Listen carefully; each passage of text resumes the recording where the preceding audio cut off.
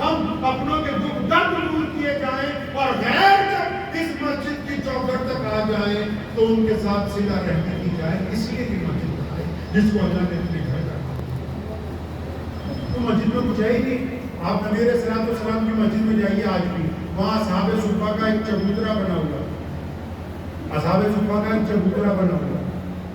جب نبی علیہ السلام کو بنوا رہے تھے صحابہ نے پوچھا یا رسول اللہ یہ کیا ہے؟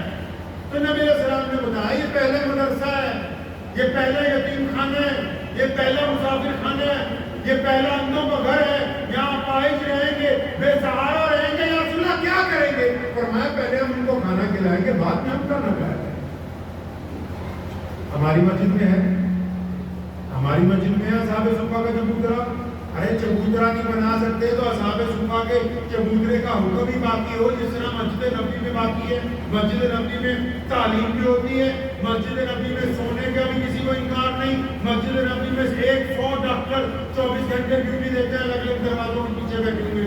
مسجد نبوی کے کئی دروازوں پر 24 گھنٹے مفت کھانا دستیاب ہے. مسجد نبوی میں ساری طرح کا ٹھنڈا گرم پانی 24 گھنٹے پینے کے لیے دستیاب ہے.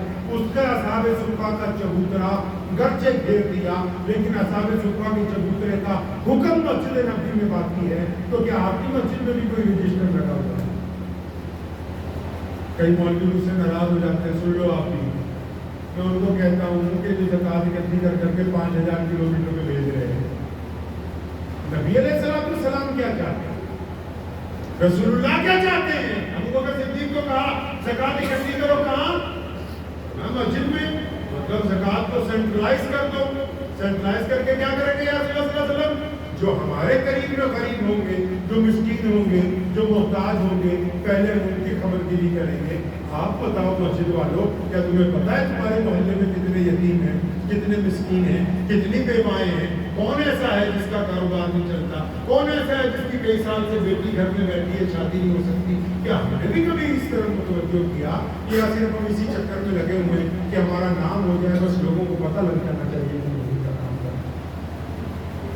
دین کو اس نہج پر لائیے جو رسول اللہ صلی اللہ علیہ وسلم چاہتے ہیں. ہماری مسجد کا امام مؤذن وہ غریب ہے, لوگوں کو پیسے بانٹ رہے. مسجد کا پڑوسی یتیم ہے, اس کے گھر کی چھت گری ہوئی ہے اور 1000 کلومیٹر پر جا کے پیسے بانٹ رہے. اللہ کے بندے, تمہارا سگا بھائی محتاج ہے, بہن محتاج ہے, محلے دار کوئی محتاج ہے, تم اس کو اس کے پیروں پہ کھڑے کرنے کے لیے تیار نہیں ہے. ادھر ادھر بھٹکتے پھر رہے. خدا کی قسم, جس طرح رسول اللہ نے دین اپنانے کو کہا اس طرح دین کو اپناؤ. اپنی پرورشیاں چلاؤ گے تو دین چلنے والا ہے. کسی موبائل والے کو جا کے پوچھنا کہ ایپل میں سیمسنگ کا سافٹ ویئر ڈلوانا ہے, یعنی موبائل ایپل کا رکھیں گے, سافٹ ویئر سیمسنگ کا چلائیں گے, وہ آپ کو کہے گا پاگل ہو گیا یہ. آپ اس کو بڑو اچھا سیمسنگ کا موبائل لے لیتے 1.5-2 لاکھ کا, کوئی اس میں ایپل کا ڈال دے سافٹ ویئر, تو اس کا دماغ خراب ہو گیا ہے. ارے یہ دین محمد رسول اللہ کا ہے. کسی مولوی کی اپنی مرضی سے, کسی مسلک کی اپنی مرضی سے کوئی اپنی دھون سے اس کو چلانا چاہے گا تو اس کا سسٹم کرپٹ ہو جائے گا. کہ آپ دنیا میں کامیاب ہوں گے, نہ آخرت میں کامیاب ہوں گے. کیونکہ اس دین کے مالک, عربی میں لفظ ہے اس کے لیے شارع, پوچھ لینا جا کے مفتی حضرات سے, اس دین کے شارع, اس دین کے مالک محمد الرسول اللہ ہیں. اور جس مرضی سے, جس طریقے سے انہوں نے دین کو چلایا, یہ اسی طریقے سے چلے گا. اگر اپنا طریقہ بیچ میں لائیں گے تو یہ دین آپ سے چلنے والا ہے نہیں. سیدنا حذیفہ کی جماعت رضی اللہ تعالیٰ عنہ ایک بادشاہ کے ساتھ میٹنگ پہ گئے, ٹاکنگ پہ. خلیفہ نے بھیجا, بادشاہ کے ساتھ ڈائننگ ٹیبل پہ بیٹھے ہوئے تھے. آج سے 1450 سال پہلے رومیوں کے بادشاہ کے ساتھ بیٹھے, کھانا کھاتے ہوئے اچانک روٹی گر گئی ٹیبل سے نیچے.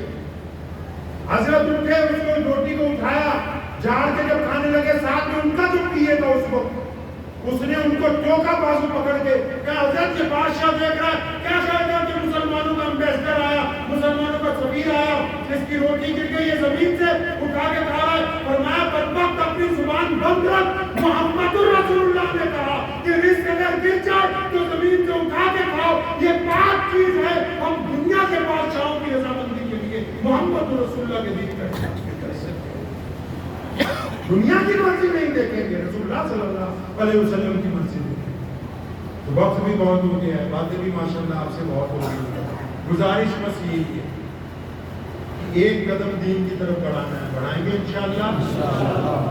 اس میں پہلا کام یہ کرنا ہے کہ ہمارے محمد علیہ السلام کی ایک بڑی پیاری سنت ہے، بڑی پیاری سنت ہے۔ کیا ہے وہ پتہ ہے؟